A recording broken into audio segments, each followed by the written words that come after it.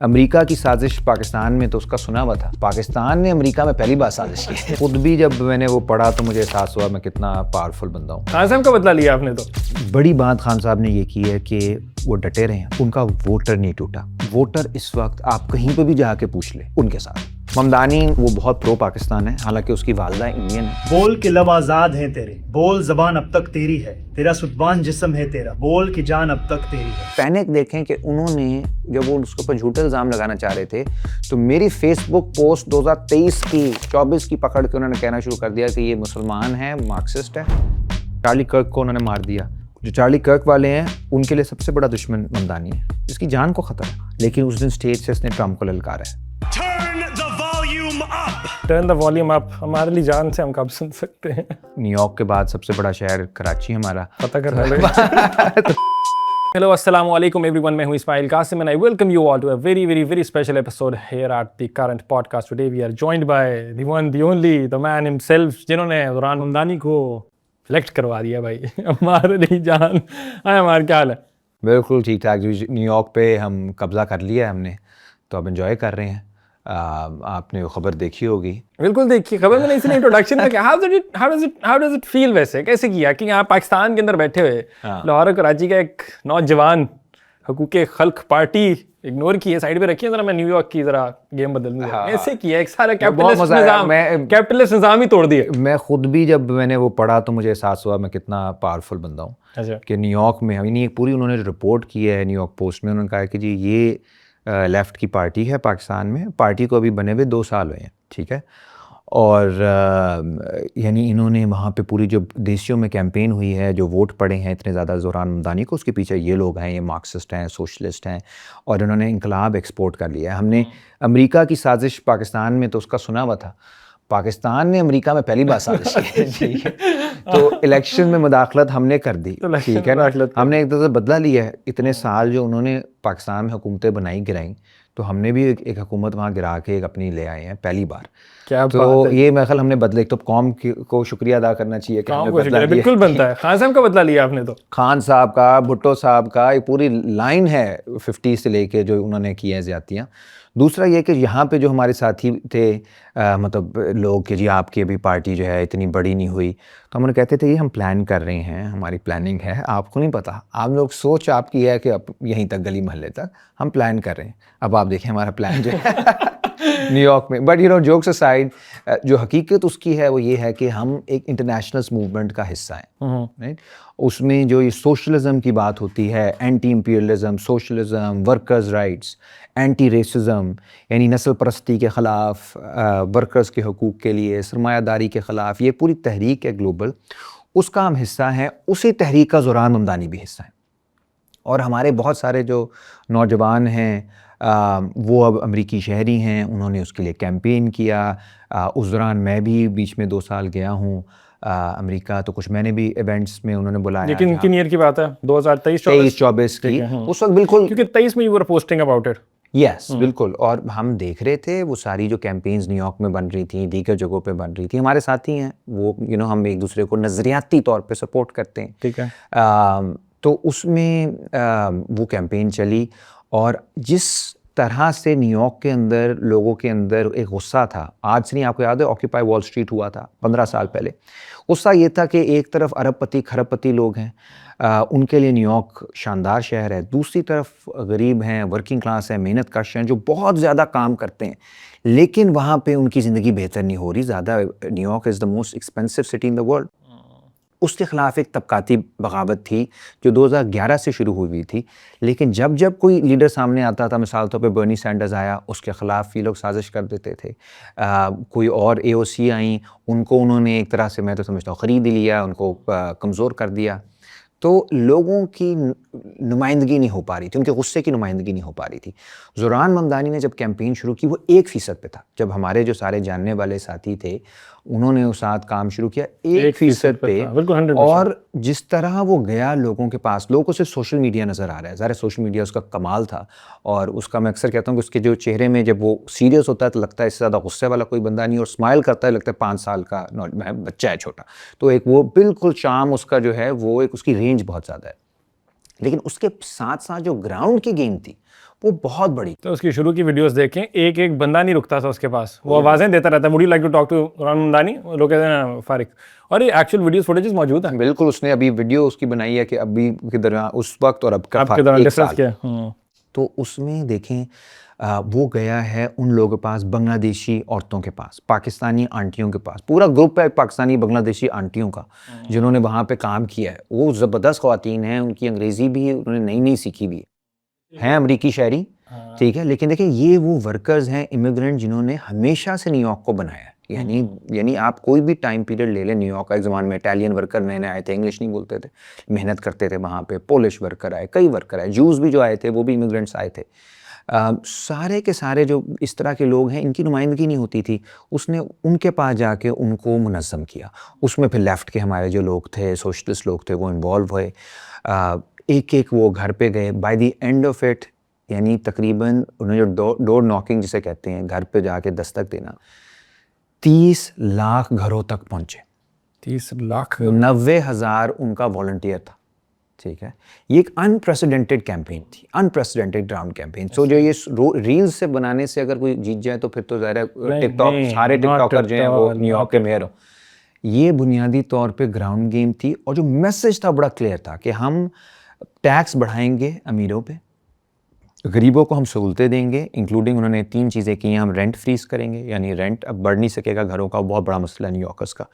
دوسرا, ہم free public buses کریں گے. تیسرا, یونیورسل چائلڈ کیئر, یعنی چائلڈ کیئر اگر بچہ ہے آپ کا تو اس کا خیال رکھیں گے.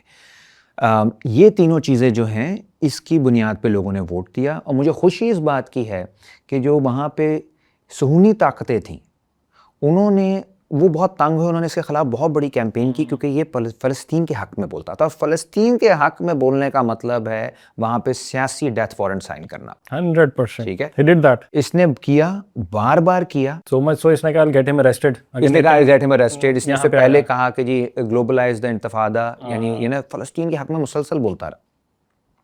اور نیتن یاہو خود انوالو تھا, ٹرمپ خود انوالو تھا اس الیکشن میں اس کو ہروانے کے لیے. ایسے ہی. اور اس نے جو فلسطین کے لیے نوجوانوں نے قربانیاں دی تھی یونیورسٹیز میں, کولمبیا یونیورسٹی کو نیو یارک میں ہے, وہاں پہ سب سے بڑی لڑائی ہوئی تھی, تو وہ بھی رائے گاہ نہیں گئی. پہلی بار ایسا ہوا ہے کہ یہ الزام لگا کے کہ یہ اینٹی سیمیٹک ہے, یہ یہودیوں سے نفرت کرتا ہے, یہ ڈیتھ وارنٹ ہوتا تھا لیکن یہ کام نہیں کیا. اس کی وجہ سے اس کی حمایت میں مزید اضافہ ہو گیا, اور اس نے جو کیا ممکن ہے اور کیا ناممکن ہے اس کا جو پورا میجر ہی تھا, یعنی پورا پیمانہ اس نے بدل دیا. یہ ایک بہت بڑی چیز ہے, یہ انقلابی چیز. انقلاب سب سے بڑا یہی ہوتا ہے کہ آپ ریالٹی جو کسی طاقتور نے کنسٹرکٹ کی ہوئی ہے آپ اس کو تبدیل کر دو, آپ اس کے اندر جو پاسبلٹی اور امپاسبلٹی کے جو چانسز ہیں ان کو تبدیل کر دو. وہ اس نے کر دیا ہے.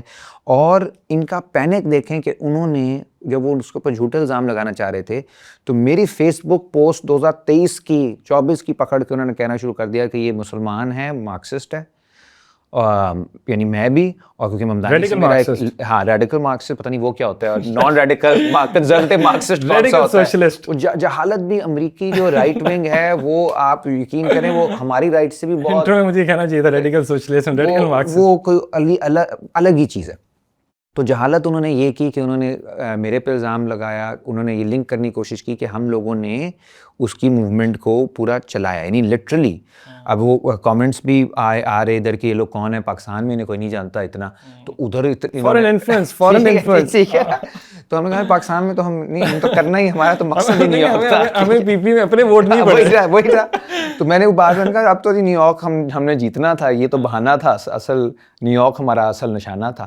تو یہ کر کے لیکن مزے کی بات دیکھیں نا, 69 کے بعد پہلی دفعہ ہوا ہے کہ ایک میرل کینڈیڈیٹ کو لاکھ سے زیادہ ووٹ پڑ گیا. تاریخ بدلنا اس کو کہتے ہیں. اور پلس ووٹر ٹرن آؤٹ کے اندر بنگلہ دیشی جو تھا وہ 13% جو ہے وہ زیادہ نکلا ہے, 11% پاکستانی زیادہ نکلا ہے, اور اس نے موبلائز کیا ان کو.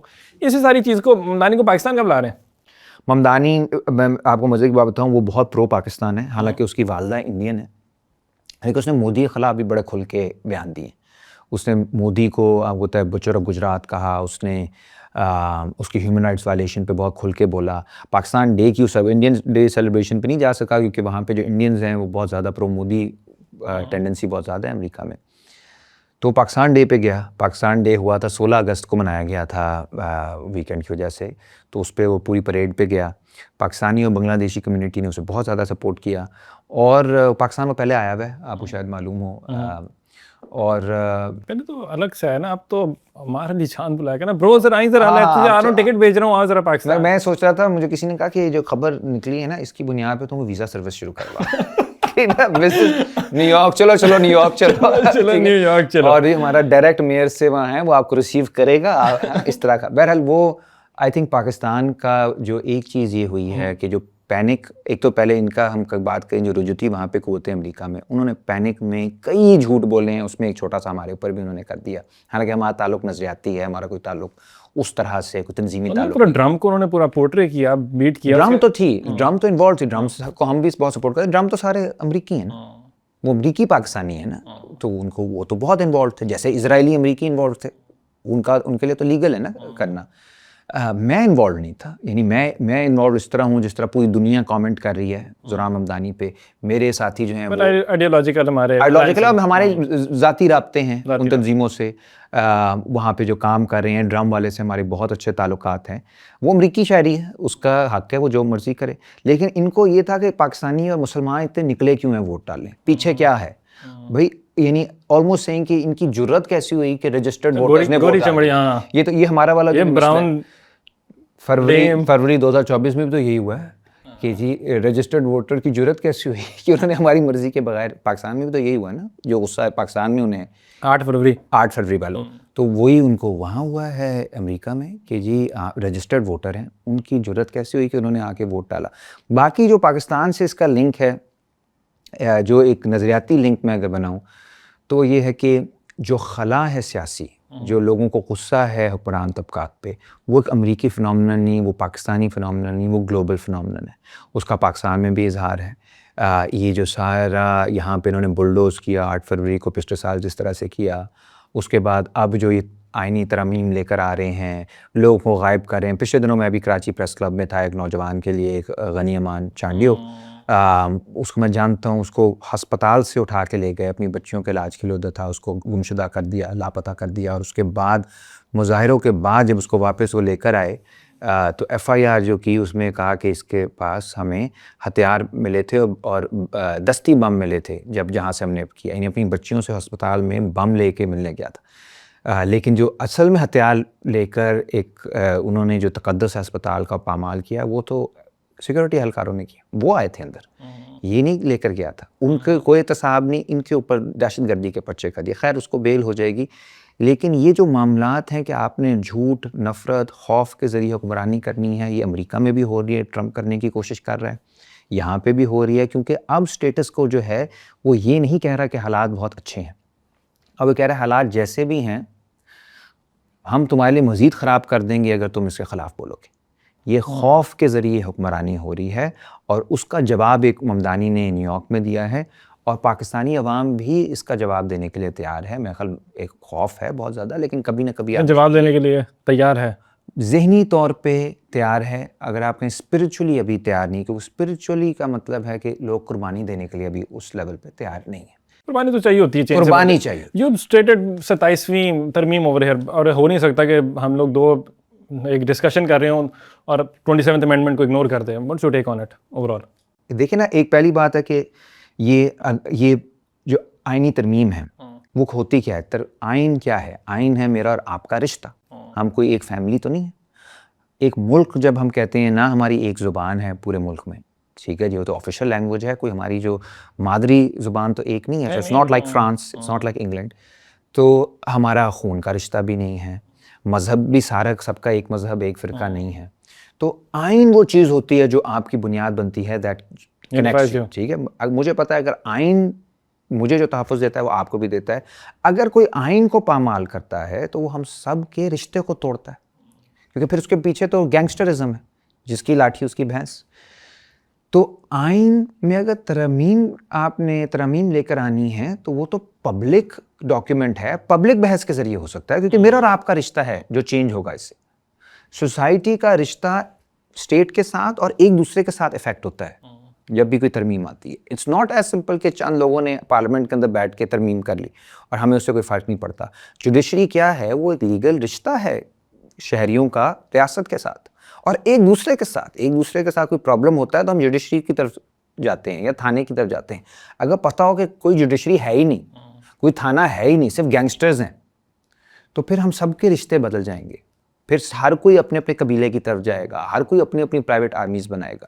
یہی ہے اسٹیٹ آف نیچر. بیسکلی اس ترمیم کو نہ عوام سے یہ آئی ہے, نہ یہ سیاسی پارٹیوں سے آئی ہے. 26ویں کا بھی یہی مسئلہ تھا, 27ویں کا بھی یہی مسئلہ ہے, کسی کو معلوم نہیں تھا. ایسے ایک دو وکیلوں کو انہوں نے بٹھا کے بنا کے آگے کی, بعد میں ہر بندے نے اوپر جو کیونکہ وہ سب انہیں معلوم ہے عوام کے پاس وہ جا نہیں سکتے, انہوں نے اپنی اپنی بولی لگائی, تھوڑا سا پریشر ڈالا. آپ نے دیکھا پیپلز پارٹی ہمیشہ جس طرح کرتی ہے, انہوں نے پھر سے کوئی ڈرامہ کر رہے ہیں, اینڈ میں انہوں نے مان جانا ہے. پچھلی تو 26ویں کروائی ہی پیپلز پارٹی نے تھی, آپ کو یاد ہے, پاس ہی انہوں نے کروائی تھی. تو ان کو بڑا فخر تھا کہ نون لیگ نہیں کروا سکی تھی پہلے راؤنڈ میں جب مولانا صاحب ناراض ہو گئے تھے. پھر بلاول نے بڑے فخر سے اس نے ایک ترمیم کروائی اور کہا کہ جی یہ میری قابلیت ہے, اپنا سی وی پیش کر رہے ہیں فیوچر کے لیے.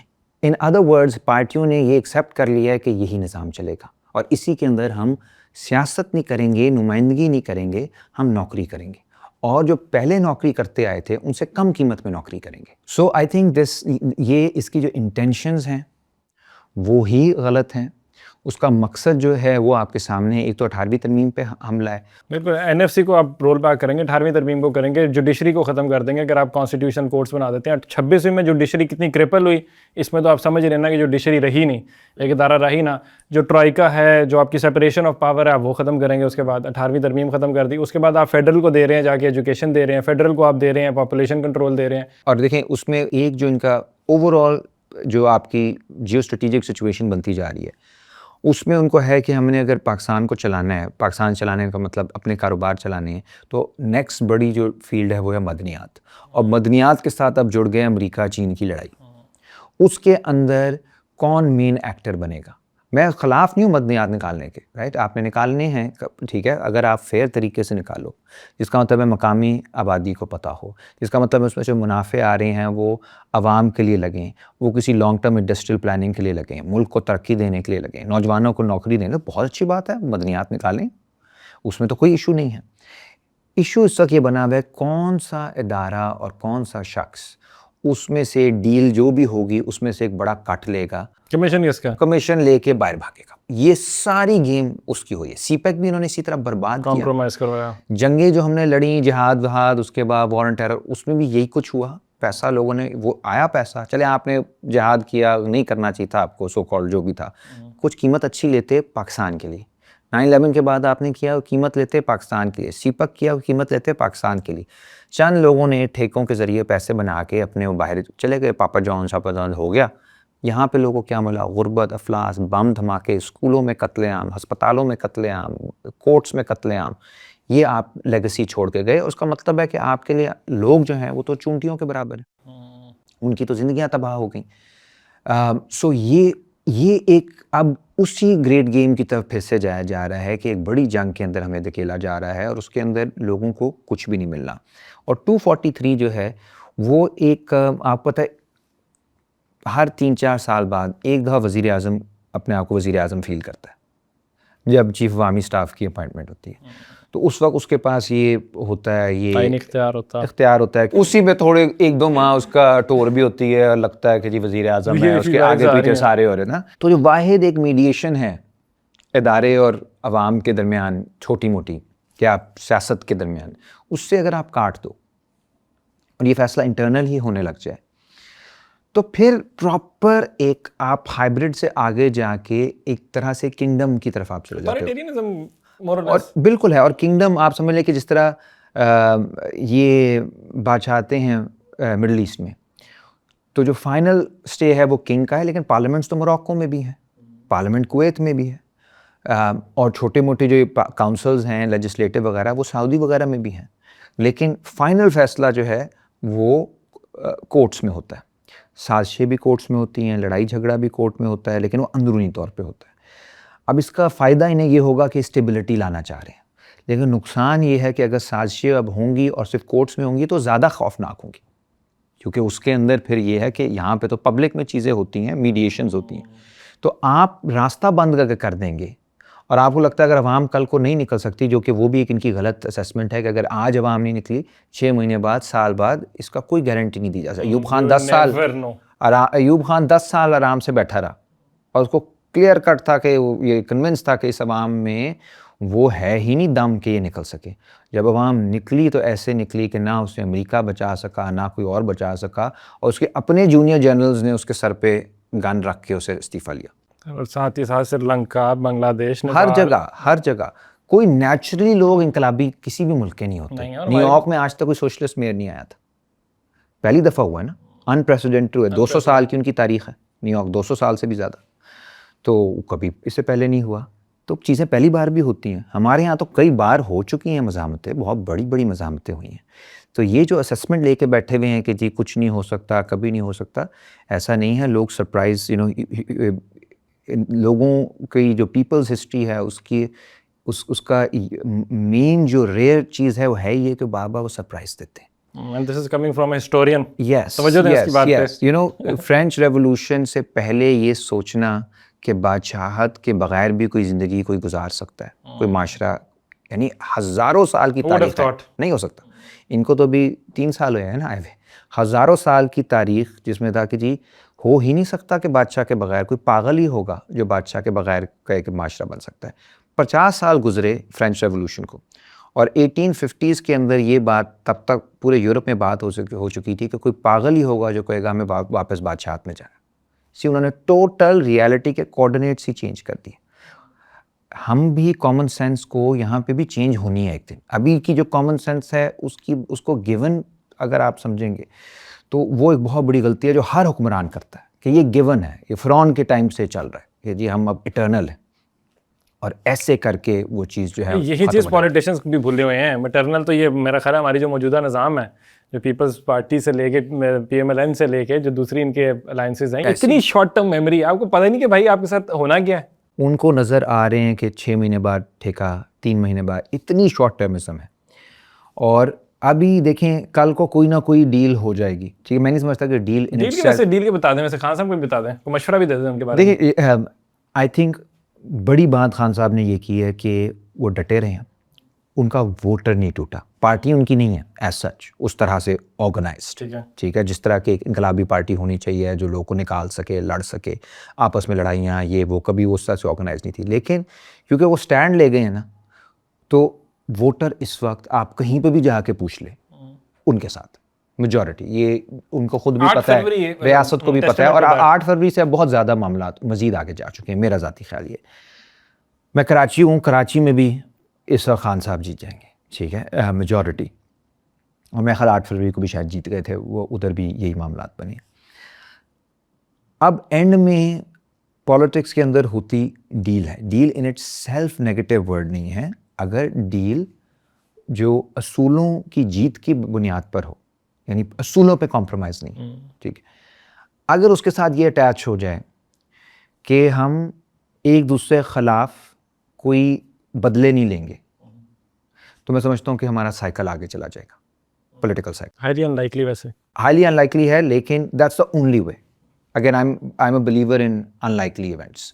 تو ان لائکلی چیزیں کبھی آئی ایم این آپٹمسٹ, کیونکہ سینسزم آلریڈی اتنی زیادہ ہے کہ اس میں کوئی, اگر میں یہ بات کروں کہ حالات خراب ہیں, تو یہ کوئی اتنی انٹلیکچوئل بات نہیں, سب کو معلوم ہے, people can feel it in their bones. لیکن اگر یہ ایک پریشر اتنا بنا کے یہ ایک راستہ دے دیں کہ جی فری اینڈ فیئر الیکشنز ہو, اور فری اینڈ فیئر الیکشن میں پی ٹی آئی بہت بڑی میجورٹی لے لے گی. اب کچھ لوگ کہتے ہیں 2/3 نہیں بھی ہوتی, ایک میجورٹی گورنمنٹ, یعنی ایک اسٹرانگ گورنمنٹ بنا لے گی.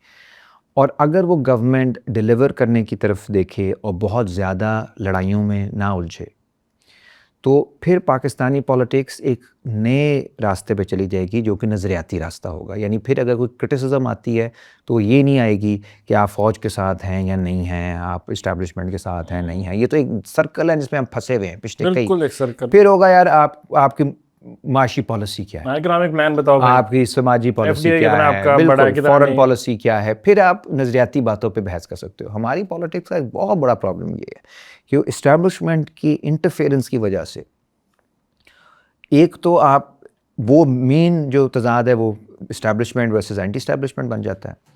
دوسرا یہ ہے کہ پھر جب جیت بھی جاتی ہے کوئی پارٹی، جیسے پیپلز پارٹی 1988 میں آئی تھی، کیونکہ اس میں اتنے لوگوں نے قربانیاں دی تھیں 80 کی دہائی میں، تو ساری پھر بحث یہ تھی کہ ان کو نوازنا کیسے ہے.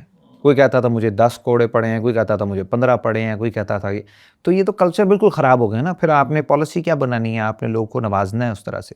سو I think we need to move beyond that, اور نظریاتی پالیٹکس تبھی شروع ہوگی. تو نظریاتی پالیٹکس تو آلریڈی شروع ہو چکی ہوئی ہے. پوچھیں کیسے؟ اقرار بھائی آ چکے ہیں. اقرار الحسن ان کا نظریہ ذرا آپ مجھے آپ انہیں جانتے ہیں. نہیں اقرار بھائی تو سب سے ملاقات کر رہے ہیں، میں نے کہا ان کے فیلو سیاست دان سے ہم ذرا مشورہ بھی لے لیں نا ان کے بارے میں. اقرار الحسن نے سیاست میں قدم رکھا ہے. انہوں نے کہا جی میں حلفاً کہتا ہوں کہ میں عہدہ کوئی نہیں لوں گا. اللہ اور رسول کی انہوں نے قسمیں بھی کھائی ہیں آن کیمرہ. انہوں نے کہا میں کوئی سیٹ نہیں لوں گا، لیکن میں عام عوام کے عام بندے کو، مڈل کلاس کو وزیر اعظم تک کی کرسی تک پہنچاؤں گا. تو لوگوں نے کہا کہ بھائی آپ کو تو لانچ کیا ہے اسٹیبلشمنٹ میں. انہوں نے کہا ایسی کوئی بات نہیں ہے. لوگوں نے کہا کہ بھئی آپ میں اور جواد بھائی میں کیا فرق ہے. جواد بھائی بھی تھوڑی سی بیکنگ تھی ان کے پاس، تھوڑا سا نام تھا، اور اینٹی عمران خان تھا. یہ بھی اینٹی عمران خان ہے، وہ بھی اینٹی عمران خان ہے. کوئی اپنی پالیسی نہیں تھی. تو اب پھر ہی دیکھیے جواد بھائی کو میں پرانا جانتا ہوں، ان کے جو بھی سیاست کا طرز ہے، ہو سکتا ہے ان کو میرے سے اختلاف ہے. مجھے ان سے جتنا زیادہ وہ عمران خان کو کرٹیسائز کرتے ہیں اس کی مجھے ذاتی طور پہ سمجھ نہیں آتی. لیکن یہ ہے کہ وہ ہیں لیفٹ کے بیک گراؤنڈ سے، یعنی ان کا ایک نظریہ آپ کو معلوم ہے ایک تھا پرانا. برابری پارٹی اٹ سیلف لیفٹ کا ایک ہے، اور وہ اس سے پہلے بھی وہ لیفٹ کی تنظیموں میں رہے ہیں. ان کا ایک نظریاتی ایک معاملہ ہے، ان کے پیرنٹس بھی اس طرح سے. اقرار بھائی کا تو مجھے کوئی آئیڈیا نہیں ہے کہ ان کا لیفٹ رائٹ سینٹر کیا ہے. لوگوں کو وزیر اعظم بنانے کے لیے اگر وہ پارٹی بنا رہے ہیں تو ان کو سمجھانے کی ضرورت ہے کہ وزیر اعظم یہاں کہیں اور سے بنتا ہے. تو انہوں نے لوگوں نے پوچھا ان سے، انہوں نے کہ وہ بات کی بات ہے، ہم بعد میں چیک کریں گے. مطلب دیکھیے نا، یہاں پہ میرے خیال میں، یعنی اگر میں تھوڑا سا سینیکل ہوں، جو شخص اسٹیبلشمنٹ پہ کلیئر نہیں ہے پاکستان کے اندر، اس پہ یہ الزام لگے گا ہی لگے گا کہ اسٹیبلشمنٹ نے لانچ کیا. جو یہ بات بھی کرتا ہے نا کہ سیاستدان اور اسٹیبلشمنٹ دونوں ایکولی قصوروار ہیں، اس کے اوپر بھی شک ہوگا. قصوروار، میں سیاستدان کو فین نہیں ہوں نا، میں ان کے خلاف ہی بولتا ہوں، لیکن ایکول نہیں ہے. مطلب شیخ مجیب میں بھی پرابلمس تھے، یحییٰ خان اور شیخ مجیب ایک چیز نہیں تھے. بھٹو صاحب میں بھی پرابلمس تھے، لیکن بھٹو صاحب اور جنرل ضیاء ایک چیز نہیں تھے. ٹھیک ہے، نواز شریف میں بہت پرابلمس ہیں، لیکن مشرف اور وہ ایک چیز نہیں تھے. اگر اس چیز پہ آپ کی کلیئرٹی نہیں ہے تو اس کا مطلب آپ کے اندر مورل کلیئرٹی نہیں ہے. اور مورل کلیئرٹی اس لیے نہیں ہوتی اکثر لوگوں میں، اس لیے کہ ان میں عقل نہیں ہوتی، ان میں ایشو ہوتا ہے کہ ان میں مورل کریج نہیں ہوتی. اور مورل کریج کے بغیر اگر آپ پالیٹکس کرنا چاہتے ہو تو اس کا بیسٹ طریقہ ہے کہ آپ جو ایگزسٹنگ پارٹیز ہیں ان کے اندر کرو.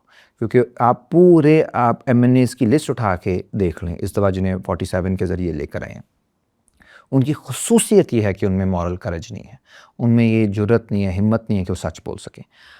ظاہر جو لوگ جھوٹ کی بنیاد پہ پارلیمنٹ میں آئے ہیں انہیں برا بھی نہیں لگ رہا کہ ساری زندگی ان کے ساتھ اب یہ لگے گا کہ 47 فارم تھا، تو وہ کمپرومائزڈ ہے. تو یہ اس لیے کہ میرے پاس کوئی انسائڈ انفارمیشن نہیں ہے کہ اقرار بھائی کو کون لے کر آ رہا ہے کون نہیں لے کر آ رہا ہے، لیکن کیونکہ وہ کھل کے جو بڑا تضاد ہے پاکستان کی تاریخ کا، جس کی وجہ سے ہمارا آئین نہیں بن سکا، آئین نہیں چل سکا، ملک ٹوٹا ایک بار. ابھی بھی ہمارے یہاں جو لوگ غم و غصہ جو ہے وہ اس کی بنیاد وہ بنیادی تضاد ہے کہ یہ نہیں سمجھ آ رہا کہ سینٹر آف پاور عوام ہے یا ایک ادارہ ہے. تو اگر اس پہ کلیئر نہیں ہے تو پھر آپ نے چینج کیا کرنا ہے. تو اگر کسی اور طرح کا چینج کرنا ہے تو وہ تو مولانا طارق جمیل بھی کر رہے ہیں، یعنی آپ تبلیغ کریں. اس میں سیاست کرنے کی ضرورت نہیں نا، آپ پرسنلی لوگوں کو مورل کانڈکٹ کے حوالے سے بات کریں. جو ایجوکیشن میں شہزاد روئے جو کام کر رہے ہیں وہ کیا کنٹریبیوشن نہیں، بہت بڑی کنٹریبیوشن ہے. حدیقہ کیانی کر رہی ہیں، بہت بڑی کنٹریبیوشنز ہیں. مزے کی بات بتاؤں، اقرار بھی نہیں ہے، دونوں نام لیتے ہیں کہ ان کو میں اپنے ساتھ جوڑنے کی کوشش کروں گا. ہائیلی ان لائکلی اقرار بھائی نے آنا ہے ہمارے پاس، ہم یہ سارے سوال کریں گے. میں نے کہا یہ نہ میں وہ دے دوں. اگر وہ آ جائیں، ہم سال شہزاد روئے سیاست میں آ جائیں اور کہ میں سیاست میں آیا ہوں ایجوکیشن ٹھیک کرنا، میں ووٹ دوں گا. ٹھیک ہے، ووٹ دیں گے، لیکن مجھے شک ہوگا.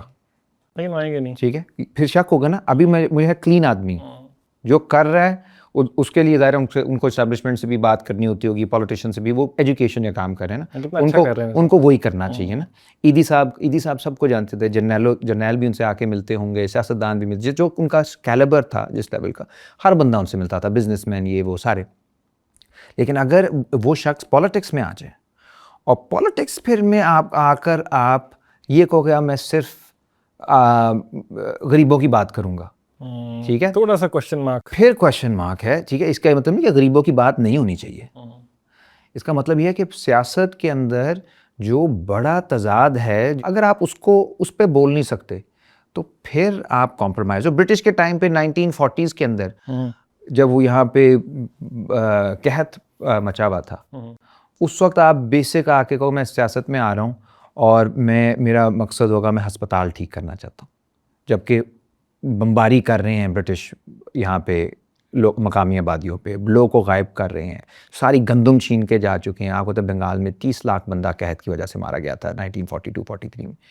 تو وہ پھر لگے گا ٹھیک ہے یہ ادھر نہیں ہسپتالوں ٹھیک نہیں ہونے چاہیے, اسکول ٹھیک نہیں ہونے چاہیے, لیکن یہ بندہ کوئی تھوڑا سا سوالیہ نشان ہے. بالکل نہیں آپ کو. اور ادھر دیکھیں ابھی ممدانی کی کیمپین ہے, غریبوں پہ اس نے بات کی ہے, لیکن ٹرمپ کو ڈائریکٹ اس نے چیلنج کیا ہے نا.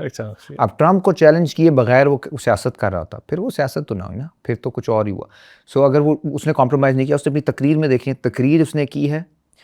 اب اگر آپ کو امریکہ کا تھوڑا سا یہ بھی میں بتاؤں کہ اس وقت وہاں پہ ایک منی سول وار ہے. چارلی کرک کو انہوں نے مار دیا. جو چارلی کرک والے ہیں ان کے لیے سب سے بڑا دشمن ممدانی ہے, اس کی جان کو خطرہ ہے, لیکن اس دن اسٹیج سے اس نے ٹرمپ کو للکارا ہے. یہ اپنی زندگی داؤ پہ لگا کے اس نے اس دن تقریر کی ہے کہ ٹرن دا والیوم اپ, دنیا کے سب سے پاورفل, ہاں ٹھیک ہے, دنیا کے سب سے طاقتور بندے کو, اور ایک مسلمان سوشلسٹ نیو یارک کا الیکشن جیت کے یہ تڑی لگا رہا ہے. تو یہ ہوتی ہے سیاست کہ آپ کنفرنٹ دوز ان پاور. آپ نے اگر کرنی ہے مڈل ایسٹ میں پالیٹکس کر رہے ہو, اگر آپ وہاں پہ اسرائیل کے اوپر نہیں بول سکتے تو نہ کرو پالیٹکس, پھر آپ کچھ اور سوشل ورک کرو, اس کی بھی بڑی اہمیت ہے, رسپیکٹ ہے. نیتنیاہو پہ نہیں بول, انڈیا میں آپ پالیٹکس کر رہے ہو آپ مودی کا نام نہیں لے سکتے, ادھر آپ پالیٹکس کر رہے ہو آپ اسٹیبلشمنٹ پہ کچھ نہیں بول سکتے, تو پھر آپ پھر you compromising with those in power and then you lack moral clarity and moral courage. تو اس سے تو بہتر ہے کہ آپ آپ وہ کام کرو جو کر سکتے. Perfect. Finally before heading out, before conclusion, turn the volume up ہمارے لیے جان سے ہم کب سن سکتے ہیں؟ دیکھیں ہم آپ کو بہت اچھی خبر دیں گے کہ ہم کام نیو یارک تو ہم نے فتح کر لیا ہے, پاکستان تو کوئی چیز ہی نہیں ہے. تو دیکھیں ہمارے اوپر ہمیں بہت دیر انہوں نے دبا کے رکھا, میرے اوپر سیڈیشن کیس ڈالا, ابھی بھی میں بھگت رہا ہوں, اور بھی ساتھیوں کو بہت مشکل سے سب گزرے, لیکن ہم الحمدللہ قائم ہیں. ابھی کل ایک زبردست اسٹوڈنٹ ایکشن کمیٹی کی ایک ایجوکیشن کانفرنس ہوئی ہے لاہور میں, کراچی میں بھی ہم کر رہے ہیں.